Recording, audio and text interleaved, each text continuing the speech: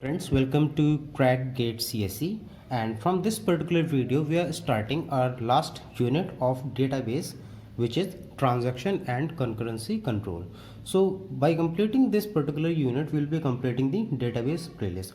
So to proceed further in this unit, you should understand that what is transaction, what is concurrency, and why we are required to perform the concurrency control. So the basic terminologies will be discussed in this particular video. So first of all, let's start with the transaction. What exactly the transaction is? So a transaction is a set of logically related operations which are used to perform a unit of work. You can consider an example of money withdrawal. So whenever you are withdrawing the money, the several operations are involved. Like first of all, it will be checked whether you have that particular amount in your account or not.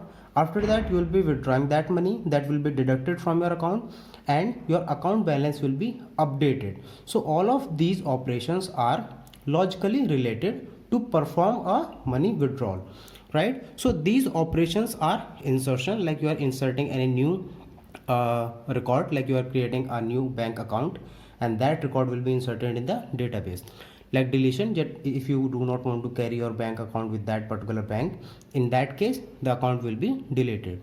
Similarly, updation, so the money withdrawal or money deposit is considered as the updation. So all of these transactions may involve one or more database. At least one database is must, but there may be some cases where more than one databases are required. So this is the transaction. What is concurrency? Concurrency is the simultaneous execution of two or more transactions. If two or more transactions are carried out at the same time, that will be known as concurrency, right? And if we are performing two or more transactions at the same time, there are some possibilities that there will be some inconsistency in the transaction. So to handle those kind of inconsistency, we are having a concurrency control, so that we can avoid the inconsistency because of this concurrent execution.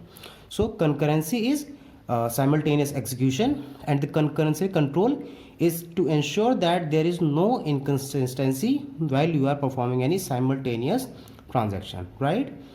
Now what is data item? So first of all, you need to understand that in database we are having multiple files, and these files are referred as tables in database.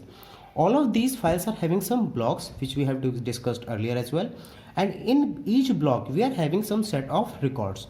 So all of these elements, whether it is a database, a file, a block, or a record, all of these are considered as the data item. All of these are data item. So database elements which requires access by many transactions. A database can be used by many transactions. Similarly, file, block, and record can be used by many transactions. So these are known as data items, and these data items are also known as shared resources, because multiple transactions can use that same database or file, block, and records, right? Now the next thing is degree of concurrency. What is the meaning of degree of concurrency? We know that concurrency means simultaneous execution, and degree means how many users are able to perform at the same time. So the maximum number of users which can use the database concurrently is known as degree of concurrency. The degree of concurrency in flat file system is very less as compared to the database file system. For example, consider this particular case. Flat file system are the operating system, right? So in this OS, let us say that we are having a particular file, and in that particular files we are having several records such as S1, S2, and S3. So there are two transactions, T1 and T2. Both want to update the file, and what is the issue over here is that if T1 is updating file, so T1 is going and taking the access of file. After taking the access of file, it will log the file, and if the file is logged, and T2 is the transaction which need to access the same file to update the S2. So whenever this want to log the file, it will be denied. Why it will be denied? Because the T1 transaction is already using that particular file. So this particular lock will be granted only if this lock is released. then only the another transaction will be able to use that particular file. So here you can see that at a time only one transaction can use the file. That's why the degree of concurrency is very less. But if we talk about the database file system, the degree of concurrency is high. Why?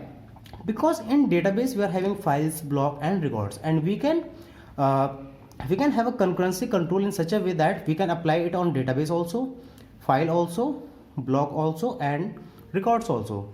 So let us consider that I am having this particular file or a table where I am having blocks, and in each block I am having two records, S1, S2, similarly S3, S4 and so on. Here the lock is based on the file, because of which the concurrency is very less, but here the lock is on the basis of the records. So if the lock is on the basis of the records, the concurrency will be high. Let us understand how. So if T1 is a transaction which want to update the S1, so it will be putting a lock on S1 only. So this S1 is locked, so that if you want to update any other record apart from this S1, it will be allowed. Let us say that this T2 want to update the S2, so it will be going to the S2 and try to lock it for its use. Here S1 is already in use, but S2 is not in use, so it will be granted, right? So here the lock is granted. So here you can see that the degree of concurrency is high. Similarly, let us consider that there is a particular another transaction which want to update the S3. So to update S3, it can easily take, because S3 is free, it is not locked. So the degree of concurrency is very high. So if the degree of concurrency is applied over database, it will be less, because database is 1. If it is on file level, it will be more. It depends on the tables or the files that we are having in that database, that will be the degree of concurrency. Similarly, for block it will be further high, because in each file we are having multiple blocks, and in each block we are having multiple records. So if we put the degree of concurrency, if the concurrency is over the record, if the lock is over the record, then the degree of concurrency is high. So I hope that you got these basic terminologies, and in the next video we will be understanding that what are the main operations like read, write, blind write. So we will be understanding these operations in the next video. So if you found this particular video useful, please like this video and share it with your friends. And if you are new on this channel, please subscribe the channel, because I will be coming up with more videos of the different topics. So thank you very much for your time. Keep supporting, keep learning. Have a great day.